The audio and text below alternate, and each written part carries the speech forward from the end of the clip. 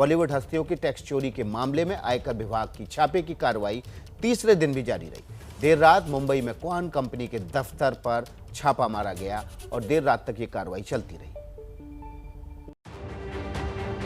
मुंबई में Kuan talent management company के दफ्तर में देर रात तक चले छापेमारी में जया शाह भी मौजूद रही।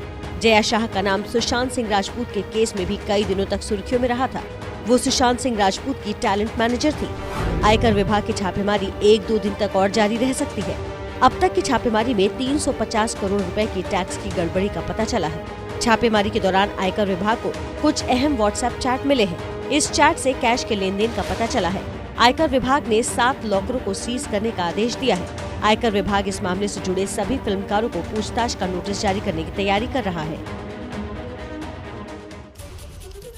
शिवसेना ने अपने मुखपत्र सामना में सितारों पर छापों को लेकर बीजेपी पर सीधा हमला बोला है। उन्होंने लिखा है कि तापसी और अनुराग कश्यप किसान आंदोलन के समर्थन में खड़े थे, इसकी कीमत उन्हें चुकानी पड़ी है। जिस हिसाब से इनकम टैक्स ने छापे मारे, उसे देखते हुए कहा जा सकता है कि कहीं कुछ गड़बड़ है। छापे मारने के लिए या कार्रवाई करने के लिए सिर्फ उन्हीं लोगों को क्यों चुना गया?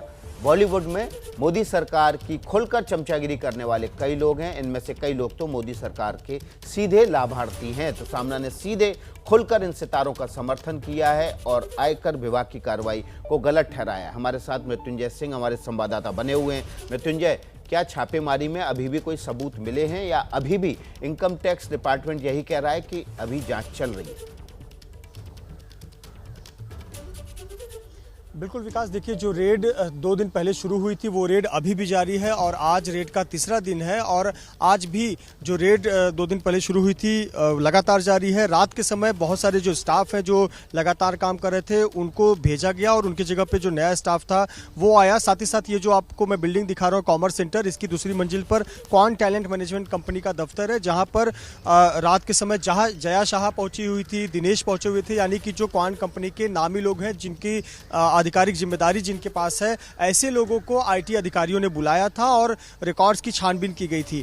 देखिए ये जो कंपनी है इस 2 प्रोडक्शन हाउसेस पर रेड पड़ी है, 2 टैलेंट मैनेजमेंट कंपनी पर रेड पड़ी है और एक तापसी पन्नू पर रेड पड़ी है। कुल मिलाकर जो ये प्रोडक्शन हाउसेस और टैलेंट मैनेजमेंट कंपनी का मामला है 350 करोड़ के टैक्स चोरी का मामला है। इसमें गड़बड़ी नजर आई है और जिसके आधार पर रेड की गई है। और साथ ही साथ अगर तापसी पन्नू की बात करें तो उन्हें 5 करोड़ रुपए कैश रिसिप्ट मिले हुए हैं और 25 करोड़ का वो हिसाब नहीं दे पाए हैं। तो कुल मिलाकर रेड अभी भी जारी है। उससे जुड़े घोटाले के मामले में आयकर विभाग ने छापेमारी की है। बहुत बहुत शुक्रिया मृत्युंजय सिंह आपका। आपसे जो भी अपडेट होगा देते रहेंगे आपको। सबसे पहले आप देखेंगे एबीपी न्यूज।